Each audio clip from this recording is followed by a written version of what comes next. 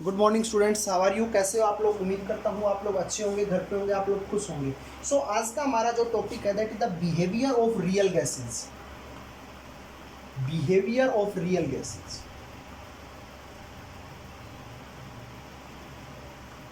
और क्या बोलते हैं, डेविएशन फ्रॉम आइडियल गैस या डेविएशन फ्रॉम आइडियल गैस। बेटा आप लोगों को इस बात का पता है कि PV is equal to nRT। अगर कोई भी गैस इस इक्वेशन को फॉलो करती है तो वो गैस बेटा हमारी आइडियल गैस कहलाती। कौन सी गैस कहलाती बेटा? आइडियल गैस कहलाती। लेकिन एक्चुअली अगर देखा जाए तो ऐसी कोई गैस है ही नहीं जो आइडियल गैस कहलाती हो, मतलब इस इक्वेशन को फॉलो करती हो एट टेम्परेचर एंड प्रेशर। कौन? Condition of temperature and pressure. Clear आप लोगों को? तो इसका मतलब ये हुआ कि ये एक हाइपोथेटिकल और थ्योरेटिकल कॉन्सेप्ट है, एक्सपेरिमेंटल, इससे कोई लेना देना नहीं। क्लियर आप लोगों को? तो आइडियल गैस इक्वेशंस आपको पता कौन सी होती है जो इस इक्वेशन को फॉलो करती है, आइडियल गैस कहलाती हैं। आइडियल गैस एक थ्योरेटिकल कॉन्सेप्ट है, ऐसी कोई गैस एक्चुअली है ही नहीं जो इस गैस को, इस इक्वेशन को फॉलो करती हो। बाकी जितनी भी गैस है बेटा, तो इस वजह से वो कौन सी गैस कहलाती है? रियल गैस कहलाती है।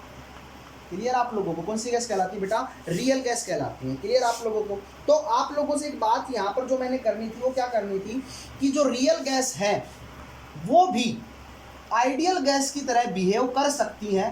कब करेंगी? At low pressure and high temperature. Low pressure and high temperature.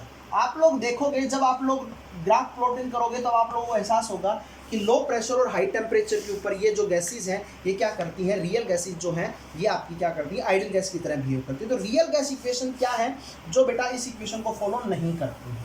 Clear है? अब आप लोग जरा देखिए, अकॉर्डिंग टू बॉयल्स लॉ, अगर आप लोग PV versus P graph plot करते हो, PV versus P graph plot करते हो, तो बॉयल्स लॉ के अकॉर्डिंग हमारा ग्राफ कैसा आना चाहिए? बिल्कुल स्ट्रेट लाइन आना चाहिए।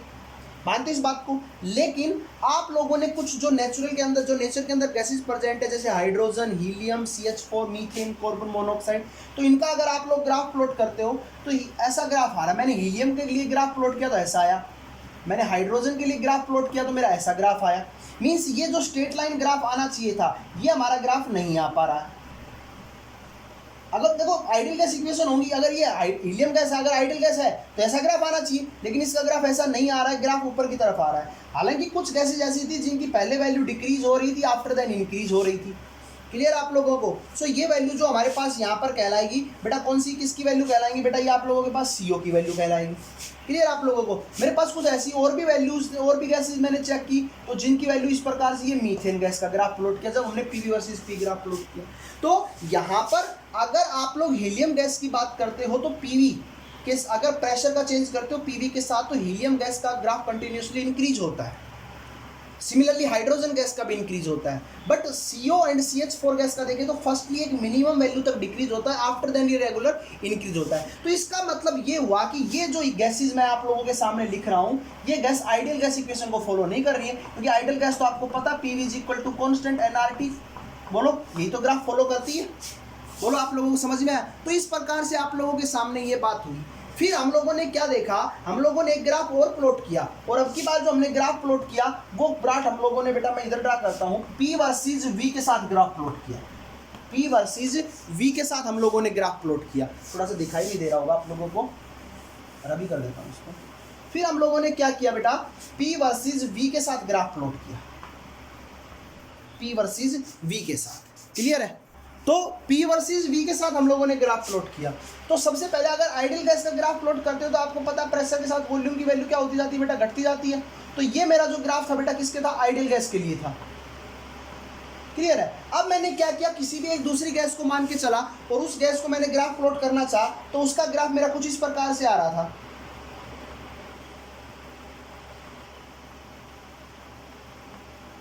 इस प्रकार से मेरा ग्राफ आ रहा था। तो ये देखो, इस पॉइंट के ऊपर ये दोनों ग्राफ एक दूसरे के साथ इंटरसेक्ट कर रहे थे। तो मैं कह सकता हूं कि एट लो प्रेशर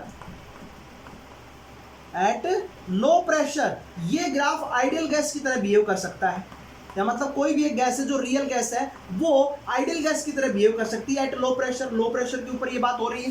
क्लियर आप लोगों को? तो जहां पर प्रेशर लो होगा वहां पर आप लोगों की क्या हो सकती है बेटा? आपका बताइए, क्या हो सकता है, आइडियल गैस की। और यहाँ पर इसका बेटा वॉल्यूम देखिए आप लोग क्या हो रहा है, हाई है, तो एट लो प्रेशर और हाई वॉल्यूम, या मैं कह सकता हूँ at low pressure and high temperature. Volume high कब होगा, जब टेम्परेचर हाई होगा, तो एट हाई टेम्परेचर, तो एट लो प्रेशर और हाई टेम्परेचर के ऊपर आप लोग अगर ये कंडीशंस रखते हो तो ईच एंड एवरी गैस या each and every real gas follows the ideal gas equation, और आइडियल गैस इक्वेशन बन जाती है, आइडियल गैस की तरह वो बिहेव करने लगती है। क्लियर आप लोगों को, तो इस प्रकार से ये हम लोगों ने देखा यहाँ पर। क्लियर आप लोगों को। यहाँ से हमें पता चला कि एट लो प्रेशर और हाई टेम्परेचर के ऊपर हमारी रियल गैस भी आइडियल गैस की तरह बिहेव करने लगती है। तो बेटा आप लोगों ने एक चीज़ देखी कि PV is equal to nRT, this is the equation, ideal gas equation. अगर मैं इस इक्वेशन को एक कांस्टेंट से मल्टीप्लाई कर देता हूँ, Z एक कांस्टेंट से मल्टीप्लाई कर देता हूं, तो रियल गैस इक्वेशन भी इस इक्वेशन को फॉलो करने लग जाती है। मतलब ये आइडियल गैस इक्वेशन को फॉलो करती है और ये इक्वेशन या इस इक्वेशन को रियल गैस भी फॉलो करने लग जाती है। तो यहाँ पर Z एक कांस्टेंट आया और इस कांस्टेंट को हम लोगों ने क्या कहा, कंप्रेसिबिलिटी फैक्टर। मतलब एक चीज क्लियर हो गई है बेटा आप लोगों के सामने कि Z जो यहाँ पर था वो आइडियल गैस और रियल गैस के बीच का एक डेविएशन था।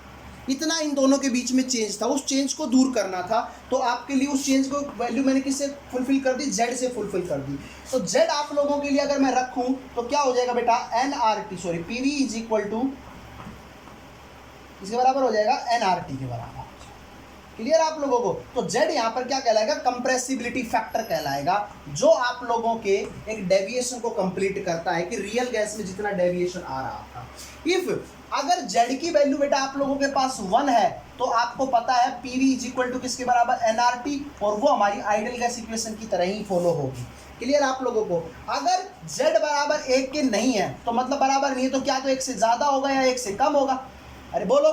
तो अगर Z इज लेस देन 1 तो उस समय वो गैसेज रियल गैस की तरह बिहेव करेंगे और वो गैस ज़्यादा कंप्रेसिबल नेचर की होगी, मोर कंप्रेसिबल।